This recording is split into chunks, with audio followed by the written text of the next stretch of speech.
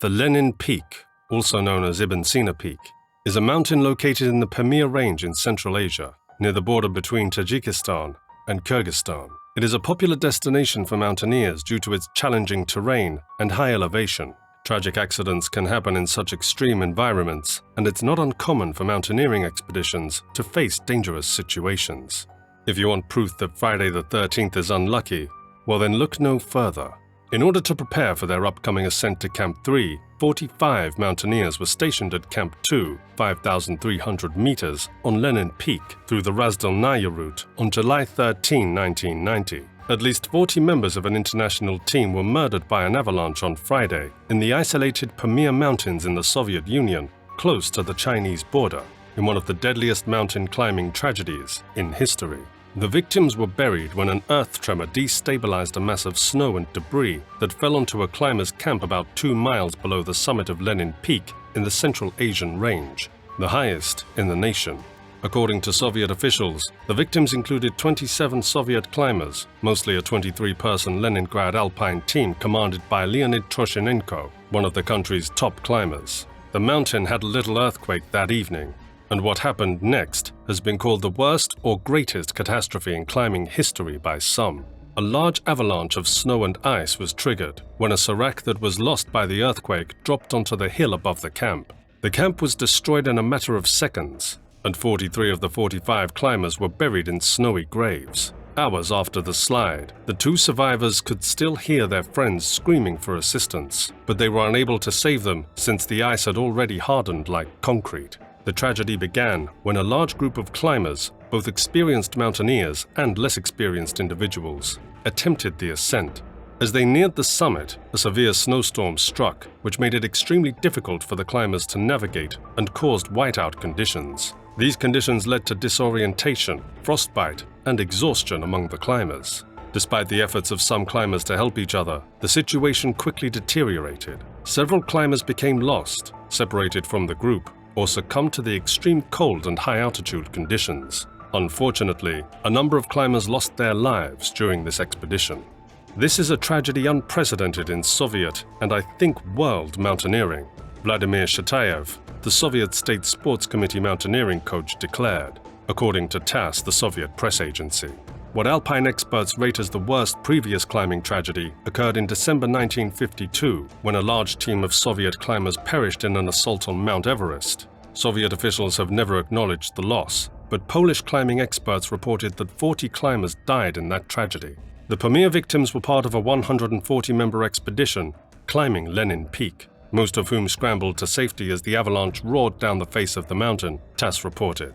It struck their camp on an alpine ledge known as the Frying Pan, a resting spot on the way up the 23,456-foot high mountain. It is the 3rd highest in the nation and one of the most fascinating sports for mountaineers. The Pamirs, which contain some of the most challenging alpine treks in the world, rise up as a forbidding snow-capped swath in the border regions of Tajikistan and Kyrgyzstan. They include Communism Peak, the highest in the Soviet Union, at 24,584 feet and more than 1,000 glaciers, some 40 miles wide. The Frying Pan camp has been used for 6 decades by climbers pausing in their ascent of Lenin Peak, one of the Pamir's highest central peaks between the Tersagar and Kizilat passes. Of the 45 mountaineers in the camp at the time, 43 died. The only survivors were mountaineer Alexei Koren, Russia, and climber Miro Grossman, Slovakia. The 2 men escaped with a broken arm and leg, respectively. After the avalanche, Grossman and Koren descended from the 5,300-meter-high, 17,388-foot camp in their sleeping clothes, looking for help. There was an extensive search and rescue operation in the weeks that followed the disaster, with the Soviet government sending helicopters and other equipment to aid the search, but no other survivors were found. Only 4 bodies were recovered, with the rest buried beneath a concrete hard layer of glacial ice. It was only in 2008 that the remains began to emerge from the shrinking glacier.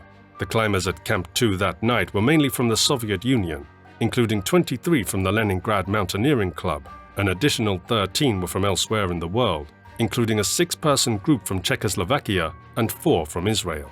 Camps for 100 and sometimes more people have been set up at this place since 1974, Mr. Shatayev told TASS.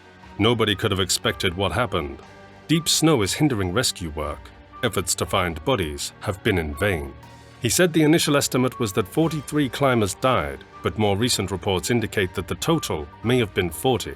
Evidently, the other 3 managed to survive, Mr. Shatiev said, describing reports from some climbers that these 3 darted to safer ground at the moment the avalanche swept down. In their first announcement, the Soviet authorities reported 43 mountaineers killed, but rescuers later found 3 survivors, 2 of whom were taken to hospital, according to a sports committee spokesman.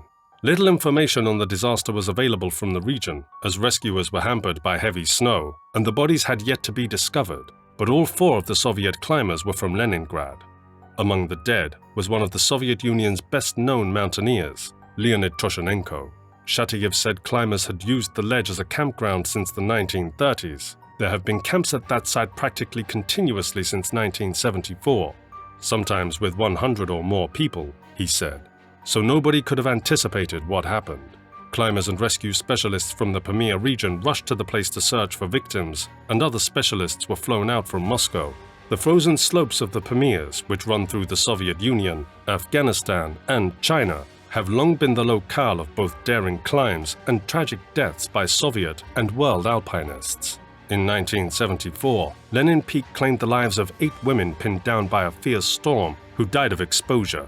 3 years later, Communism Peak was the scene of a spectacular rescue in which a pilot pressed his helicopter beyond its altitude range to evacuate a mortally injured climber from a snow-swept plateau 19,500 feet up the mountain. The tragedy involved a group of climbers, most of whom were from Uzbekistan and Kazakhstan, attempting to summit Lenin Peak.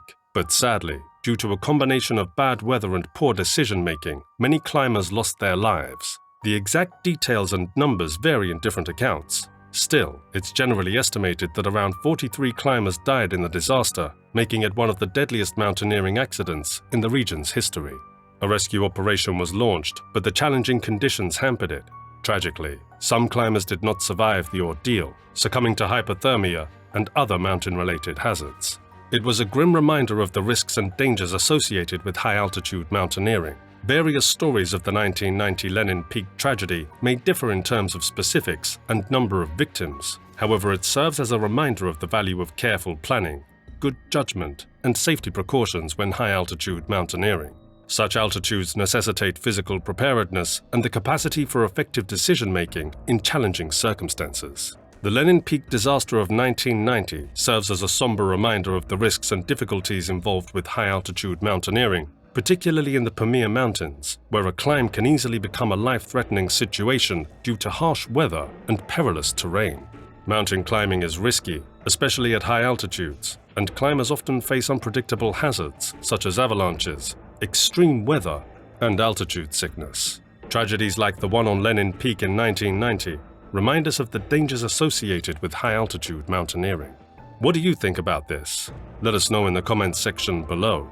If you enjoyed today's video, then make sure to leave us a thumbs up and do not forget to subscribe to our channel and click on the bell icon to always be updated with the most exciting content as soon as it's uploaded.